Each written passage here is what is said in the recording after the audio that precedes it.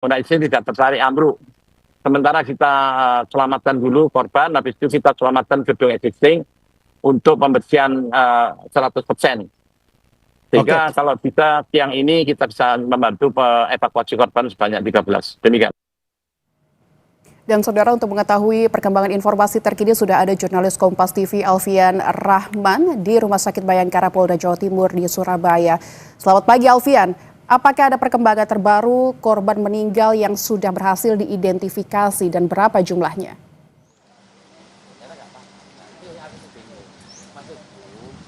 Ya, selamat pagi Lintang dan juga saudara. Informasi yang kami dapatkan baru saja dari tim DVI Polda Jawa Timur. Total hingga siang ini, Lintang dan juga saudara, RS Bayangkara Polda Jawa Timur ini menerima sebanyak 50 jenazah atau jasad korban reruntuhan dari Musola Ponpes Al-Qasimi Buduran Sidoarjo. Dari 50 tersebut ditambah juga ada 5 body part atau bagian tubuh yang juga masuk dalam proses identifikasi di RS Bayangkara. Informasi yang kami dapatkan, Lintang dan juga saudara, dari Kabid Dokes Polda Jawa Timur, Kombes Pol M. Husnan sendiri, hingga saat ini sudah ada 10 jenazah atau jasad yang berhasil diidentifikasi oleh DVI Polda Jawa Timur. 5 diantaranya diidentifikasi di beberapa rumah sakit di Sidoarjo, seperti di Rumah Sakit Siti Hajar dan juga di Rumah Sakit Notopuro. Sementara 5 orang lainnya berhasil diidentifikasi di Rumah Sakit Bayangkara.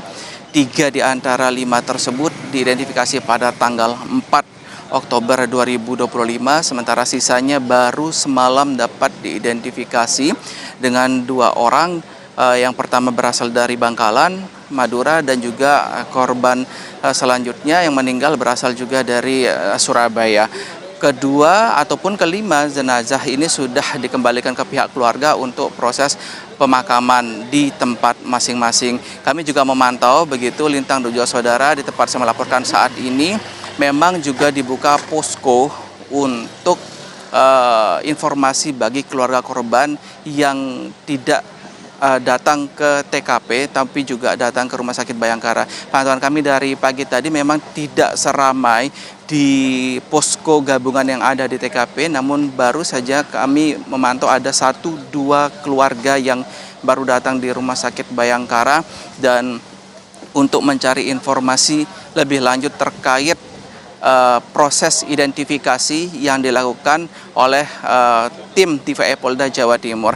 Untuk rencana hari ini, Lintang dan juga saudara, masih ada 40 jenazah yang masih dalam proses identifikasi, ditambah 5 bagian tubuh atau body part yang ada di RS Bayangkara. Sementara untuk seluruh sampel DNA dari ke-50 jenazah ini sudah diterbangkan ke Jakarta untuk proses ekstraksi dari DNA. Nantinya akan disamakan atau dikompare dengan sampel DNA milik keluarga korban, karena informasi yang kami dapatkan dari posko postmortem maupun posko antemortem begitu yang ada di 2 tempat seperti di TKP dan juga di RS Bayangkara, petugas juga sudah mengumpulkan 57 lebih sampel DNA yang kemudian pada Sabtu lalu Lintang dan juga saudara sudah dikirim ke Pusdokes Mabes Polri begitu yang ada di Jakarta.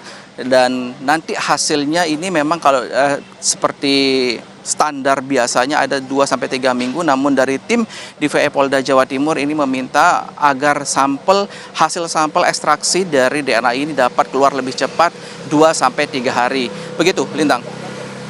Alfian, ini tadi Anda menyebutkan 10 jenazah sudah berhasil diidentifikasi. Bisa Anda ceritakan proses identifikasinya ini seperti apa di Rumah Sakit Bayangkara dan butuh waktu berapa lama kira-kira suatu jenazah ini bisa teridentifikasi dan diumumkan begitu kepada keluarga yang ada di sana?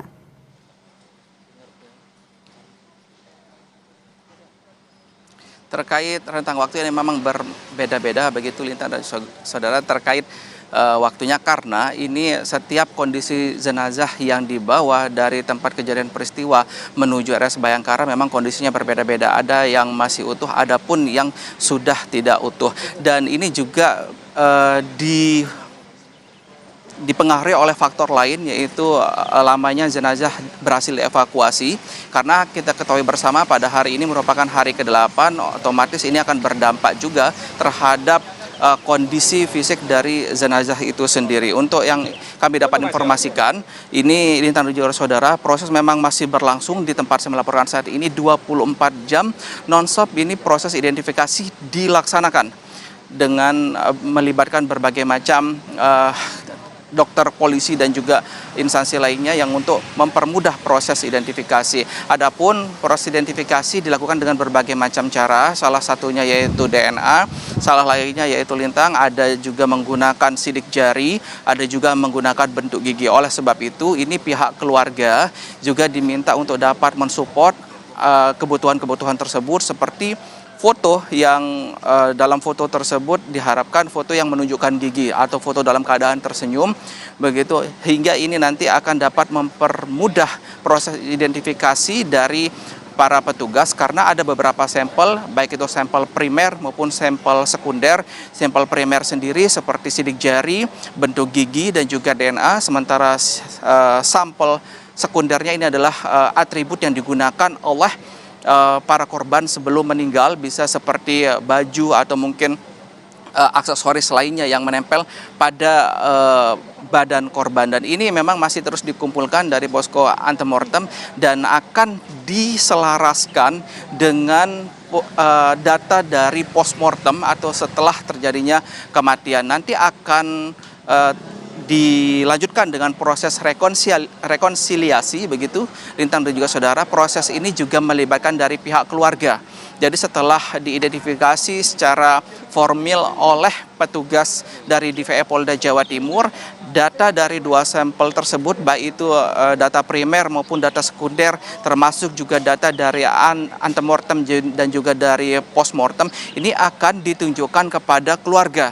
Ini Lintang. Setelah ditunjukkan kepada keluarga, apakah keluarga akan menyetujui dari hasil tersebut. Kalau memang menyetujui dan juga ada keselarasan dari kedua data tersebut, maka nanti akan dilanjutkan dalam proses penyerah terimaan jenazah yang biasanya memang dari 2 hari kami memantau di sini Lintang dan juga saudara. Proses rekonsiliasi dari jenazah ini rata-rata memang dilakukan pada sore hari, karena proses identifikasi dari petugas berlangsung dari dini hari sampai siang hari ini, Lintang. Setelah rekonsiliasi pada sore hari, maka nanti malam adalah proses serah terima dari jenazah yang berhasil diidentifikasi. Sementara yang dapat kami informasikan lainnya, begitu Lintang, dari 5 body part yang berhasil dievakuasi dan dibawa ke Rumah Sakit Bayangkara, ini dari petugas sementara, data dari petugas menyebut ada kesinambungan, ada keterkaitan dari 5 body part yang berhasil dievakuasi ke Rumah Sakit Bayangkara. Namun untuk memastikan apakah kelima dari body part ini merupakan satu jasad utuh, ini akan masih menunggu hasil sampel dari DNA yang masih diteliti di Mabes Polri. Begitu Lintang. Baik, Alfian. Semoga saja di proses identifikasi segera usai, karena ini adalah menjadi hal yang sangat ditunggu-tunggu oleh keluarga. Terima kasih Alfian dari Rumah Sakit Bayangkara Polda Jawa Timur. Saudara, BNPB masih mencari 13 korban ambruknya Ponpes Al-Khozini Sidoarjo, Jawa Timur. Total korban meninggal yang sudah ditemukan sebanyak 50 orang. Kami sampaikan, alhamdulillah telah ditemukan 7 jenazah lagi. Sehingga diperkirakan tinggal 13 korban yang akan kita cari di lokasi runtuhnya musola di Pondok Pesantren Sidoarjo ini. Total dari korban semuanya ada 154 orang, yang selamat ada 104, kemudian yang meninggal 50, dan seperti saya sampaikan tadi masih dalam pencarian. Ini perkiraan masih ada 13 orang yang di reruntuhan gedung. Kami baru saja dibisikin oleh Kapusdatin bahwa korban kali ini di sepanjang tahun 2025 ini adalah korban yang cukup besar menurut BNPB. Karena dari bencana-bencana alam yang terjadi, baik gempa bumi di Ponso, gempa bumi yang di tempat lain termasuk banjir bandang di Bali, kemudian Nagekeo, semuanya korbannya hanya sedikit. ini adalah korbannya cukup banyak. Jadi 50 orang meninggal. Jadi Bapak Kepala BNPB sangat memberikan atensi atas perintah dari Bapak Presiden Prabowo Subianto. Setelah evakuasi korban selesai, tim akan menarik sisa puing yang tersangkut di gedung yang masih berdiri. Hal ini juga jadi tantangan karena tim berhadapan dengan bahaya. Kalau kita fokus korban, mudah-mudahan selesai siang ini. Ada 13 itu, begitu bisa terbuka aksesnya, bisa langsung kita evakuasi 13 korban tersebut dalam waktu cepat karena tim Basarnas sudah standby untuk melakukan evakuasi karena menunggu dibukanya akses dari bawah, di bawah tumpukan 3 lantai yang ada di atasnya. Itu kita fokuskan itu sehingga pekerjaan Basarnas untuk evakuasi korban selesai. Selanjutnya kalau evakuasi korban selesai, kami akan berhati-hati untuk menarik atau membongkar sisa puing-puing yang ada yang tersangkut pada gedung existing. Agar tidak ada tarikan pada gedung existing sehingga gedung existing akan tidak stabil dan menyebabkan roboh. Ini juga hal sangat penting meskipun evakuasi korban selesai dilaksanakan. Oke, Pak Muji, ini saya catat juga bahwa perhatian ini langsung dari Presiden Prabowo yang mengatakan akan mendata kondisi konstruksi bangunan pondok pesantren di seluruh Indonesia. Berhubungan dengan konstruksi ini, kalau Anda melihat dari pesantren Al-Qazini, apakah menurut Anda ini sebuah konstruksi yang tidak sesuai aturan atau seperti apa sebenarnya?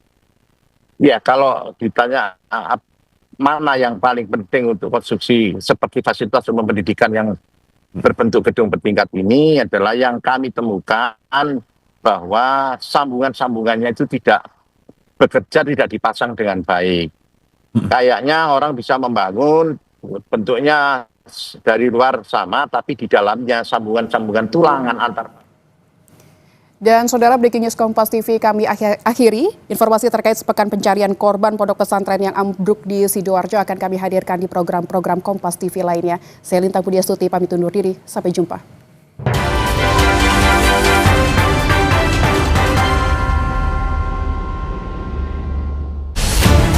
Saya